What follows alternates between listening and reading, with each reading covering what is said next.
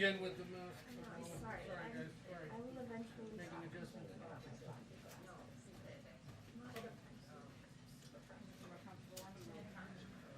Yes. Oh, yes. Did you see me wearing the headgear yesterday? Yeah. But just to make a statement, it makes your ears feel better, right? Yes, but it was like crushing my head. It was so tight that I was getting headache. It was like squeezing. Brad, they sent over. Guys, come on. So Major has been sending the egg guy. Yeah, he's a bit barn. He's with all the turkeys that get Right party. here. They're together. Someone will ask about that, but it's not gonna be me. You guys can definitely sit.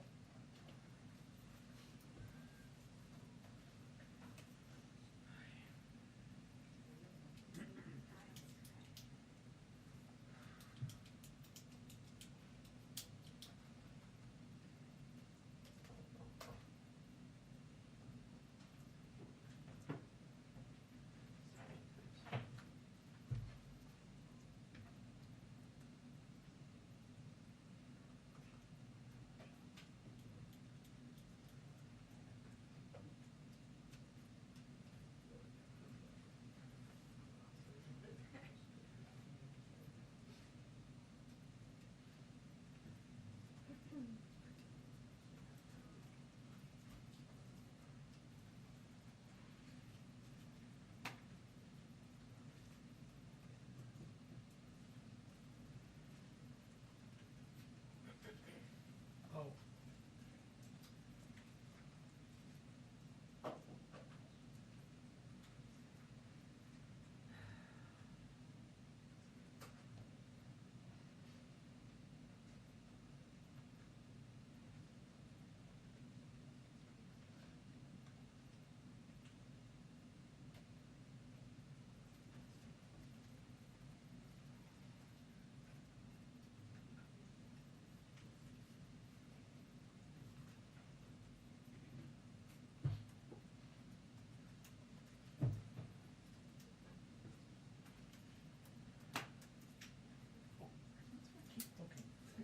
I'm feeling in your space. No, it's well, it's funny. Ducey, We're all just living in Ducey that just world. kind of.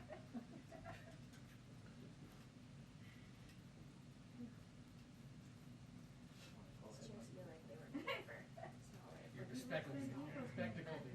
Yeah. That's who they were made for. You could totally do a crossover episode. Sam Donaldson. What did he do? These chairs were not made for women, they were made for men. I don't know. They're not that comfortable. I don't think they were made for anyone. I'll say it out loud. Maybe they're making me uncomfortable on purpose. I want like movie seats with cup holders, like retractable. Please gather at the common. Right now? It's pretty sick, probably. That was like, wait a minute.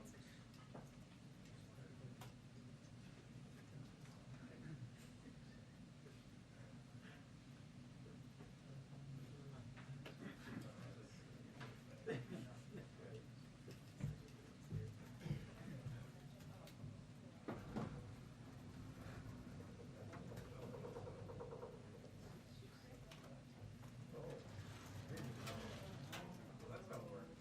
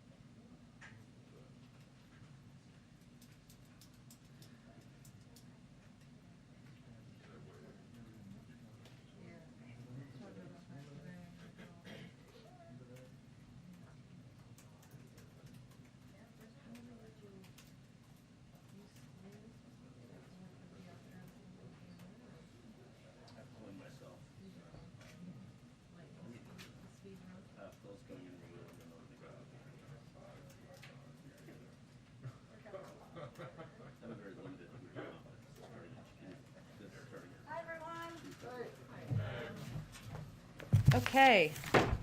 You know how we love visual aids here, so we wanted to have a few for all of you. I don't have anything at the top, and they'll pull these up in a moment as we talk about COVID, which I assume we will talk about during this briefing. But we will keep you all, make sure you have plenty of time to get set for the president's remarks. He's running a little bit late today, so we'll let you know once we have an update. But Colleen, why don't you kick us off? Okay, thanks, Jen. So first off, how is the president feeling given close contact? Is he symptomatic? Is he doing okay? I know he's getting tested tomorrow, but give us an update. He's asymptomatic. I spent several hours with him this morning, and he is feeling great, and you'll see him at the speech shortly. And then second question is, the 500 million test kits that are being distributed in January, is that going to be enough? How are you guys going to work to get more, given what looks to be a really serious testing kit shortage right now, especially as Omicron is cresting? Absolutely. So what the president is announcing today, everyone should see as building on the steps we've taken over the last couple of months. Over the last couple of months, we've quadrupled our testing capacity. I'll talk about that in a moment. It's not related to your question. That would have been very impressive.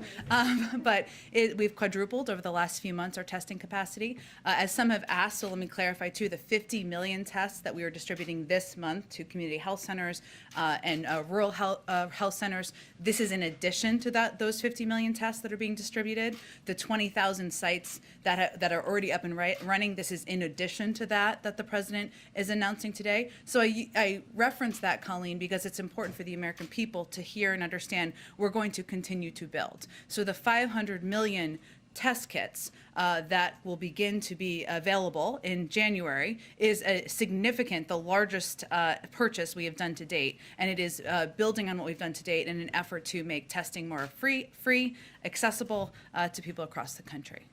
Go ahead. Drill down on some specifics on this 500, half a billion, if you will. Yes. We like that big number in TV. $500 million, okay. So when can Americans expect to see these tests? Where are they coming from? How many can a family or person order at once? Is this website going to be able to sustain all of these people who will want to get on and get these tests? To answer your last question, yes, that is our expectation, and we are preparing for that. We will have more information as it is available, including what the website looks like. We will make the website available as soon as these tests are available. They will start to be available in January. And in terms of the numbers that different families can order, we are working through all those very important details right now. So Dr. Fauci said today that it's going to be a matter of a couple of weeks when we start to see a decline from Omicron. Are these tests, this batch of 500 million, going to actually make a difference in the surge that we're seeing right now, or are they coming too late for this?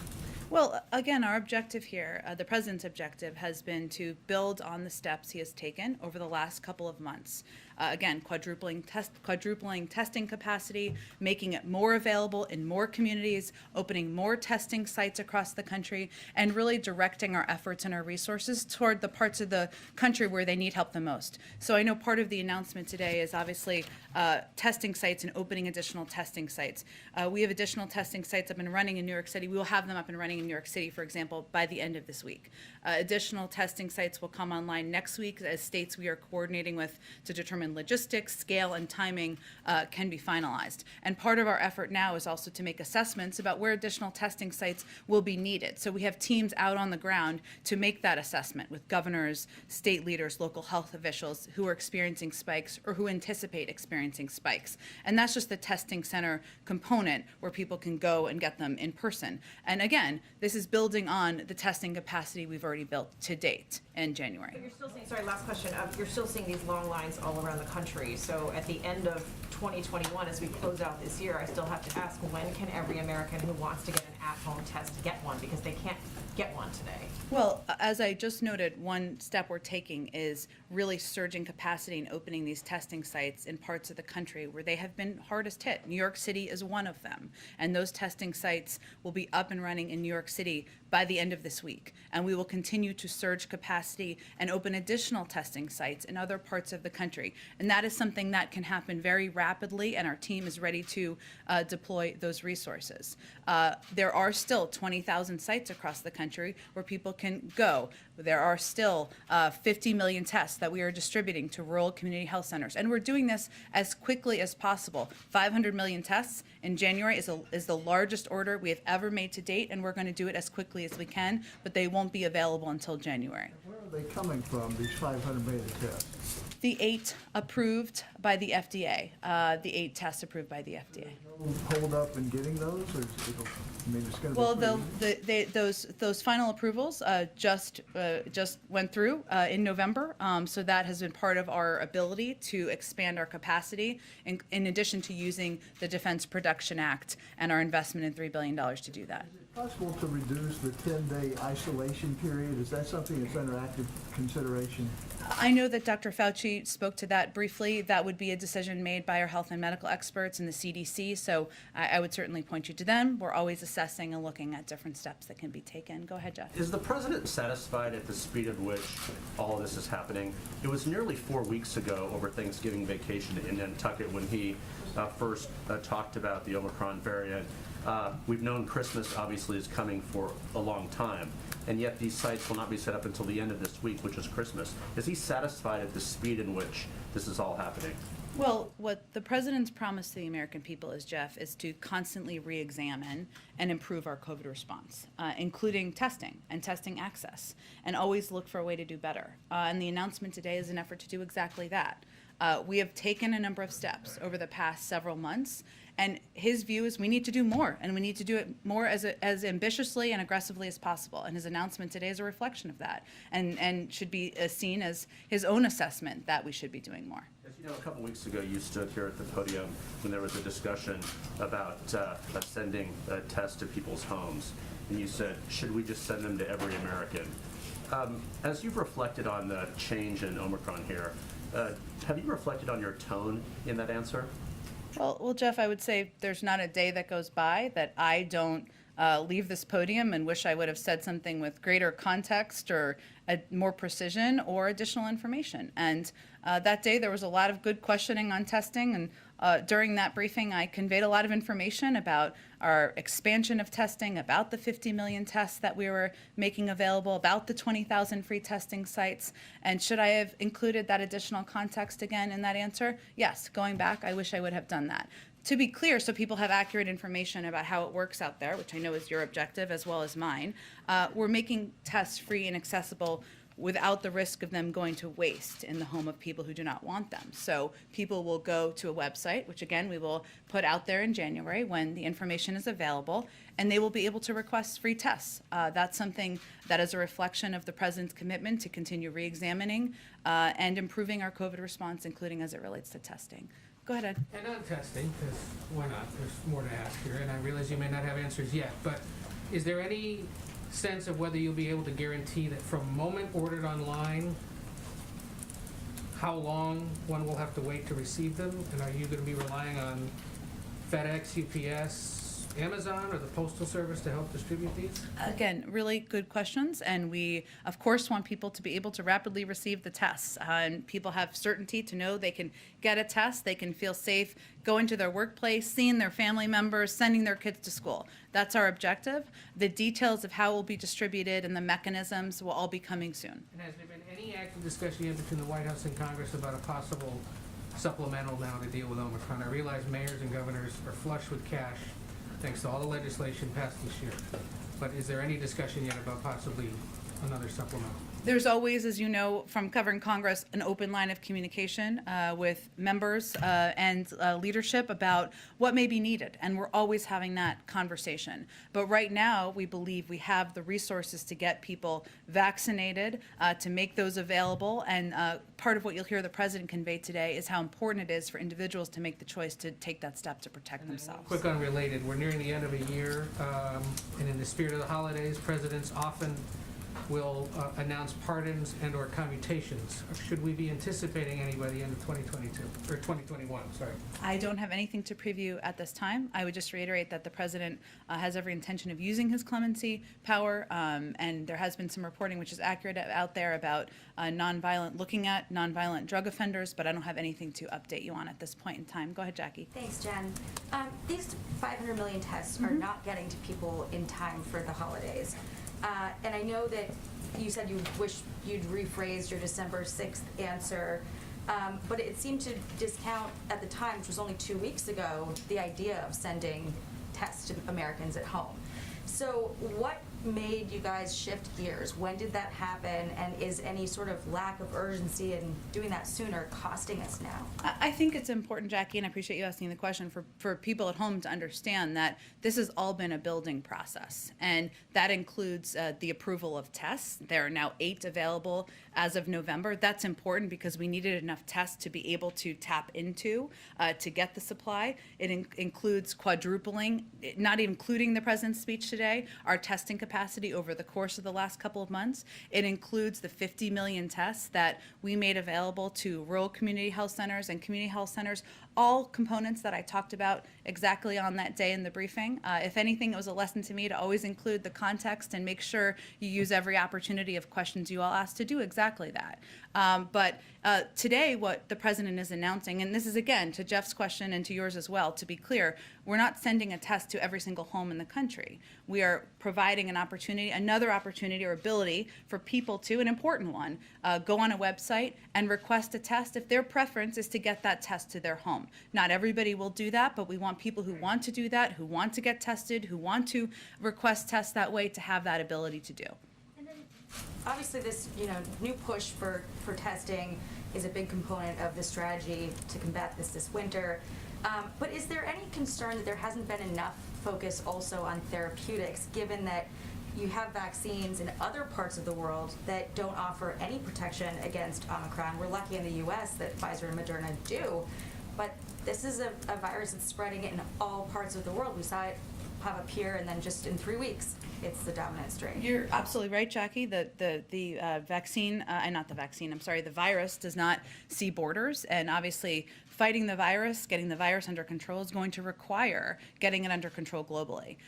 Part of what our objective is, an effort from the U.S. government, is to continue to be the global supplier of vaccine doses, and also a range of materials needed to produce vaccines, to treat people who are sick. That certainly is a part of our objective. Would there be a greater push to produce therapeutics? It's something like the pill that's supposed to come out and get that out with as much urgency as we're having for the vaccine. We will, of course, be focused on that, but I think it's important for people to know the best way to protect yourself is to get vaccinated and get boosted, and that is the most effective step that any person living in the United States or around the world can take, and that is what our priority is on. Real quick, one last question. You had said back in, I think it was June, that we would hear pet news on a day when it was a tough news day. And it was a late joke. But yesterday we heard about Major being rehomed, a new puppy, and a White House cat. So is this like the worst week ever for the White House? Believe it or not, Jackie, I don't have time in my schedule to coordinate with the pet folks, but the pet was a present from the president's brother. I met the pet this morning, the pet commander. We can call him by his name. And he's very adorable. He's going to bring joy to the president, the first family, to all of us probably as well. And as I think was noted by the First Lady's team, we can expect to meet the cat, a she, as I've learned, in January. Go ahead. Hey, Jen. Here in the district, and we're seeing similar numbers in a number of other jurisdictions, we're seeing all-time highs in terms of cases, not just this year, but for the entirety of the pandemic.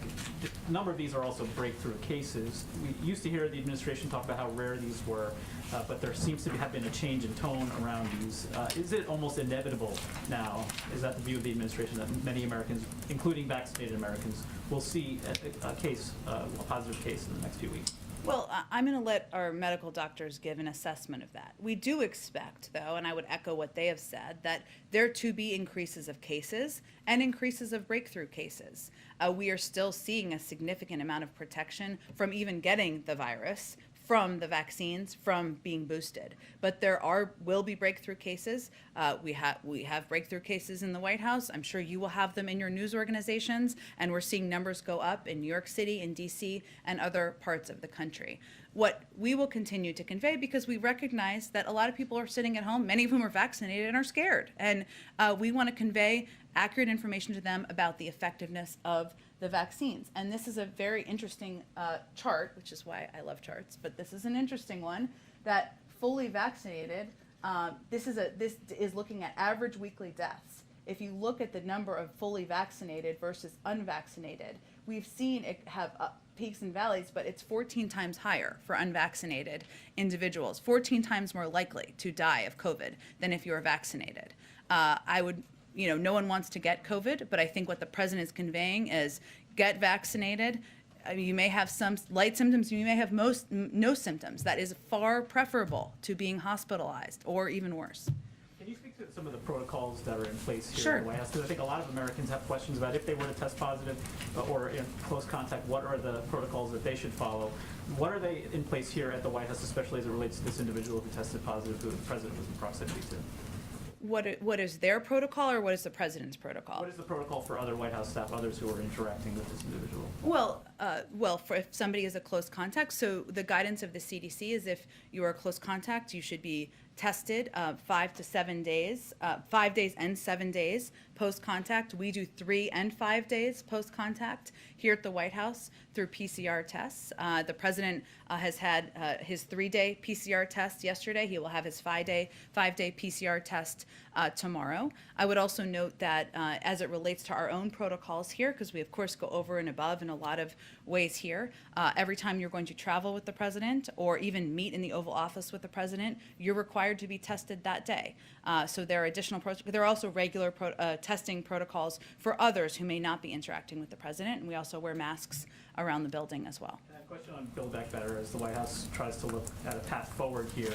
On the child tax credit, it seems inevitable at this point, unlikely at least, that millions of Americans who benefited from that child tax credit, from that monthly payment, will not get that in the month of January. What is the White House's message to them? And Senator Romney has put forward a proposal that he says would be a bipartisan pathway forward. Is that something the White House is looking into? Well, most importantly, the president's message is that his preference was to get Build Back Better passed in December so that people could have the child tax credit extended, a benefit that has contributed to cutting child poverty in half this year and has helped put money in people's pockets and food on the table and make sure many, many families could help make ends meet during an economic downturn that was tied to the pandemic. And I would say on the second piece of your question, we are going to work with anybody who's interested in taking steps to lower costs for the American people, whether it's on child care or elder care or health care. We want to get Build Back Better done because the comprehensive package is going to have an enormous impact, according to dozens of economists across the board. It would require 60 votes in order to get individual pieces passed. Okay, I'm sorry, because I don't want you to miss the speech. I'll try to go to like 2 more here. Go ahead. Thanks, Jen. Will certain groups be prioritized on the testing website, or is it just first come, first serve? It's a really great question. We obviously want to do this in an equitable way. That is how we have approached every element of our COVID policy, but that is part of what is being discussed and determined now. And what are the procedures that would go into place if the president did, in fact, test positive for COVID? He would follow CDC guidelines. Would he stay in the White House? Would he go to Walter Reed, or is that still undecided? I don't have any predictions of that. I think it depends on whether he would be symptomatic or not, but let's hope that's not a challenge we will be facing. Can you just quickly say whether the staffer that tested positive for the Omicron variant? Excuse me. I don't have any additional information.